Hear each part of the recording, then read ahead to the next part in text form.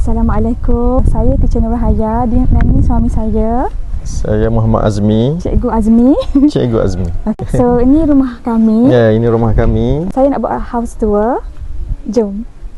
Okay, rumah kami berkonsepkan English style. Sebab itulah kalau boleh tengok semua warna putih. White and black. Sila masuk.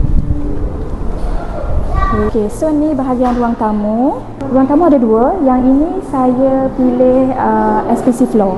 Sebab Zasma bagi percuma SPC floor untuk dua tempat. So saya combine dining and living room. So ni adalah dapur. Zasma bagi yang free 10 kaki. Tapi saya tambah sikit 5 kaki. So dia jadi 15 kaki. Dekat dapur juga ada satu store. Okay, store. Alright. Zasma juga ada bagi pintu belakang, juga pintu security door. Okay, ni bilik, sebenarnya ni bilik yang kelima. Okay, tak apa, ni bilik anak perempuan saya. Dan ni toilet dia, ni tandas dia. Package premium, Zasma bagi sampai ke bumbung lah. Dia punya shilling, dia punya apa? Mozaik dia. Okay, ini bilik keempat. Terbalik, okay? Bilik yang keempat, bilik anak lelaki saya. Okay, saya pilih warna ni lah sebab dia anak lelaki. Sama lah juga toilet, dia ada personal toilet juga. Dan mozaik sampai atas juga. Zasma bagi kipas berkualiti lah, KDK, jenama KDK. Yes. Ni adalah bilik yang ketiga.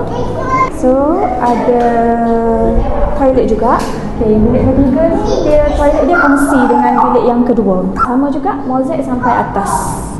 Ni bilik yang kedua. Ni bilik kami, bilik master bedroom. Master bedroom. Of course lah, master bedroom dia yang paling luas lah kan. Okay. So this is the toilet. Toilet dia sampai ke atas, dia punya mozaik. Ni adalah family area. Okay, tempat ni adalah tempat untuk family saya lepak lah. Okay, jadi dia takkan bercampur. Kalau tetamu luar datang, dia boleh pergi ruang tamu situ. Kalau my family, dia akan hang out kat sini je. Okay, sini so, kita akan letak TV, letak sofa, kabinet TV kat sini lah. Dia ada sliding door kat sini, so kita boleh buka ni untuk dapat pengudaraan lah. So boleh, nanti saya akan letaklah coffee table kat situ. Okay, so ni family saya.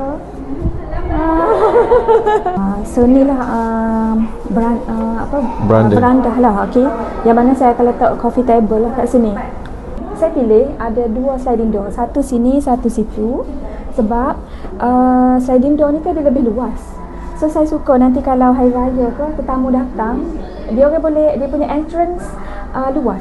Boleh masuk sini, boleh masuk situ juga. Dan satu lagi dia akan lebih banyak angin lah, angin masuk ke ruang pengudaraan lebih lah bila ada dua sliding door.